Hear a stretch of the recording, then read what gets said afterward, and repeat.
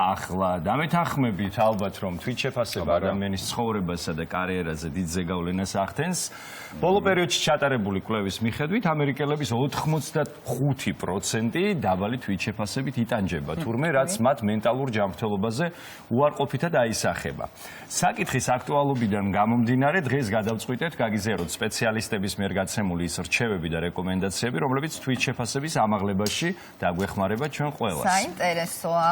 დავიწყოთ პირველით. არასდროს შეადაროთ საკუთარი თავის სხვებს, დღესდღეობით საკმაოდ დიდი იმ ადამიანების რიცხვი, რომლებიც თავიანთ მიღწევებს ხშირად გარშემომყოფებისას ადარებენ, ფსიქოლოგების თქმით, ეს არასწორი მიდგომაა, რადგან ყველა ადამიანი განვითარების ინდივიდუალურ გზას გადის.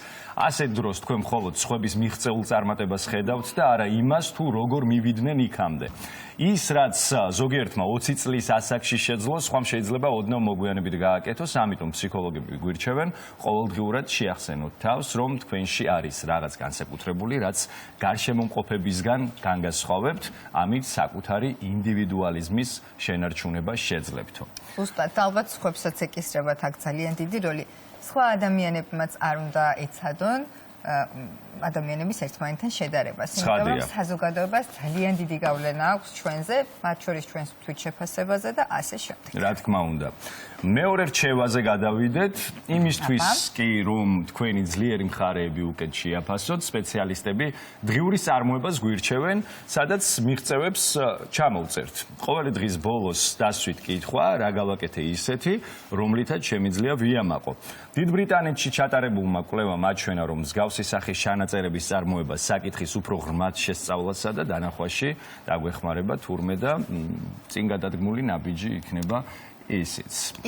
მესამე რჩევა, ფსიქოლოგების თქმით, ხშირად საკუთარ თავს საზღვრებს თავად ვუწესებთ, ვეუბნებით, რომ არ შეგვიძლია, ვერ მოახერხებთ და ასე შემდეგ და ასე შემდეგ, ამ ყველაფერს თავს მარტივად დავაღწევთ, თუ ყოველდღიურად თუნდაც ერთ ისეთ რამეს გავაკეთებთ, რაც აქამდე ძალიან გვაშინებდა. როგორც სპეციალისტები ამბობენ, შიშის დასაძლევად საუკეთესო გზა მასთან პირისპირ დარჩენაა, როდესაც ყოველდღიურად შეეჯახებით იმას, რაც გაშინებთ, ამით საკუთარი თავის რწმენას შეიძენთ და უფრო თავდაჯერებული გახდებით, გვეუბნებიან. გაშინია ალბათ სულ ამასაც მივხვდეთ. ვიგენის თუ გაშინია, მაინც და მაინც ნუ გამოსცემთ. მაინც და მაინც არ უნდა შევეჯახოთ. ჯობია რომ გეშინოდეთ სიცოცხლის ბოლომდე. მარიამ, კიდევ გვაქვს რამდენიმე რჩევა დარგის სპეციალისტებისგან. საინტერესო რჩევა, ახალისად საკუთარი თავი, ფსიქოლოგები ახალისებას ასეთი სიტყვებით განმარტავენ.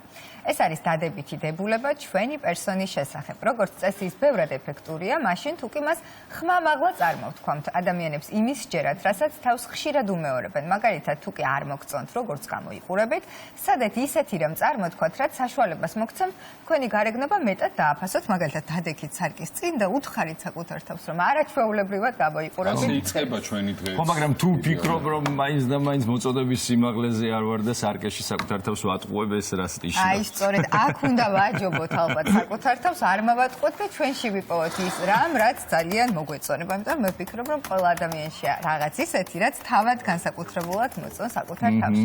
მოკლედ, იმისთვის, რომ ტვინმა თქვენი დადებითი შეხედულებები უფრო სწრაფად აღიქვას, სპეციალისტები გვირჩევენ ახალისებას კითხვის ფორმა მისცეთ. მაგალითად, ნაცვლად იმისა, რომ ვთქვათ, ბიზნეს გარიგებებში წარმატებული ვარ, ის ასეთი ფორმით შეცვალეთ. რატომ ვარ ბიზნეს გარიგებებში ასეთი წარმატებული? შვენიერი კითხვა. ასევე წარმოიდგინეთ საკუთარი თავი ისეთად, როგორიც გინდათ რომ იყოთ. როგორც ფსიქოლოგები ამბობენ, როდესაც ადამიანი დაბალი თვით შეფასებასთან იწყებს ბრძოლას, ის თავს ნეგატიურად აღიქვამს. თუმცა, უარყოფითი შეფასება ხშირად რეალობასთან კავშირში სულაც არ არის. მსგავსი აზრების დაძლევაში ვიზუალიზაციის ტექნიკა დაგეხმარებათ. ის საშუალებას მოგცემთ საკუთარი თავი ისეთად წარმოიდგინოთ, რომლითაც იამაყებდით. ასევე აკეთეთ საყვარელი საქმე. ამერიკის შეერთებულ შტატებში ჩატარებული კვლევის მიხედვით, ის ადამიანები, რომლებიც საყვარელ საქმიანობას ეწევიან, უფრო ბედნიერები და კმაყოფილები არიან. იმის კეთება, რაც სიამოვნებას განიჭერთ, თქვენს თვით შეფასებას აამაღლებს და თავს უფრო პროდუქტიულად გაგრძნობინებთ. მოკლედ ასეთი რჩევები მივიღეთ სპეციალისტებისგან. გული ამიჩქარდა ისეთ საინტერესო ამბები გავიგეთ თქვენგან. გრძნობდით ლაშაფქრით. არასდროს არ იკლებს იმის კეთებას, რაც სიამოვნებას ჩვენს ხო განიჭერთ სიამოვნებას, ეს არის ძალიან.